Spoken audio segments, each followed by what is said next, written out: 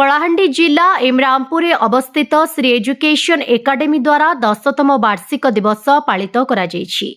एही दिवस रे मुख्य अतिथि रूपे मान्यवर नल्ला विधायक श्रीजुक्त भूपिंदर सिंह, जिला परिषद अध्यक्ष श्रीजुक्त पुष्पेंद्र सिंह देव, इमरामपुर ब्लॉक अध्यक्षा मंदाकिनी सिंह देव एवं मुख्य वक्ता रूपे विशिष्ट शिक्षाविद श्रीजुक्त उमेश चंद्र शतपथी और श्री एजुकेशन एकाडेमी सभापति श्रीजुक्त सपन पट्टनायक, एकाडेमी मुख्य परिचालक तथा संपादक श्रीजुक्त सरोज कुमार पति द्वारा वार्षिक दिवस पालित करा जायछि।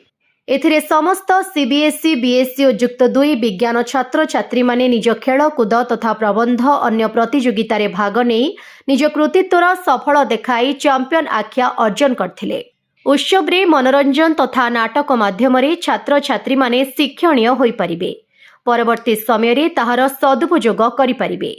मुख्य वक्तांक अभिभाषण रे शिक्षा हेउछि परिवर्तनर आचरण, सहनशीलता और जिज्ञासा जहाँ तुमको आगको नहीं पारिबो।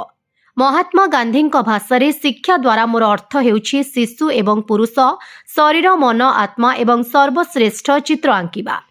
साक्षरता शिक्षार शेष नुह आरंभ रे मध्य नुहे, एहा हेउछि एक माध्यम। जिला परिषद अध्यक्षक मतरे इम्पॉसिबल जहाँ आई एम पॉसिबल बोली तांक मतरे कहिथिले। परिशेष रे श्री एजुकेशन एकाडेमी परिचालना निर्देशक मतरे शिक्षा पाई जहाँ अज्ञातवास बोली कहिथिले, ताहा समय कहिबो आमे केते दूर सफल बोली कहिथिले।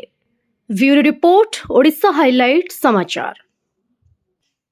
खबर दुनिया रे जोड़ी हेबा पाई सब्सक्राइब करंतु ओडिशा हाइलाइट समाचार को, आउ दबे दियंतु बेल आइकन को सर्वप्रथमे खबर पाइबा पाई।